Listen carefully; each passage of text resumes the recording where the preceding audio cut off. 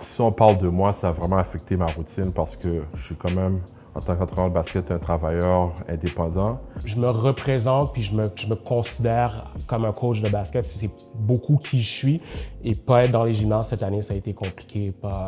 Pas faire ce que j'ai l'habitude de faire, c'est un stress que j'avais pas vu venir. J'ai l'impression que les adultes ont vu beaucoup de stress à essayer de respecter toutes les consignes sanitaires. J'ai de la misère, moi, avec le changement d'heure, par exemple.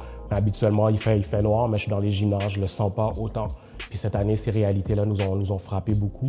Quand tu es dans le centre sportif ou bien quand tu côtoies les autres équipes, ou est-ce que tu vois plein de personnes, là, c'est comme, là, tu n'as plus accès à ce que tu faisais, fait en sorte que tu es un peu plus isolé dans ce que tu fais. Mais là, comme, tout change, là, comme, tu passes de 100% tout le temps à 0 complètement, là, où est-ce que tu es quasiment amorphe. C'est plein d'habitudes de vie que j'avais qui ont changé, puis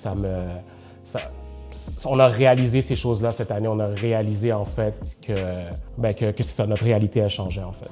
Puis, quand tu regardes par rapport à nos athlètes, c'est difficile aussi pour eux parce qu'eux autres aussi sont le go, go, go pendant toute l'année où est-ce qu'ils doivent étudier, pratiquer, avoir les matchs. Puis là, tout d'un coup, il n'y a plus de matchs. Les pratiques ne sont plus dans la même chose où est-ce qu'ils doivent attendre. Pour la majorité des athlètes, comme le sport puis l'école sont collés ensemble. Là, en ce moment, depuis le mois d'octobre, c'est quand même lourd parce que en tant qu'entraîneur, puis je pense en tant que joueur, tout tourne autour du sport. Et là, tu débalances un peu l'équilibre. L'équilibre, c'est le sport qui permet de faire en sorte que tout puisse tourner autour. Là, tu enlèves le sport au milieu. Ça a été difficile pour tout le monde d'essayer de s'adapter à cette nouvelle réalité-là. Avant d'être des athlètes, c'est des étudiants. Ils doivent étudier en ligne, ils sont laissés à eux-mêmes. En fait, l'encadrement que j'apporte ou qu'on apporte comme équipe, comme staff en temps normal, il a changé ou il est inexistant. On fait de notre possible pour les aider. Nous, on a essayé par tous les moyens, autant des Zooms, autant juste des rencontres individuelles avec les jeunes pour essayer de les garder un peu focus. Mais je pense que c'est un gros défi en ce moment de la part de tout le monde. On a diminué les entraînements Zoom parce que là, à l'école, tout ce qu'ils font, c'est en ligne. Et on ne veut pas non plus les abuser en termes de le temps qu'ils passent devant leur ordinateur.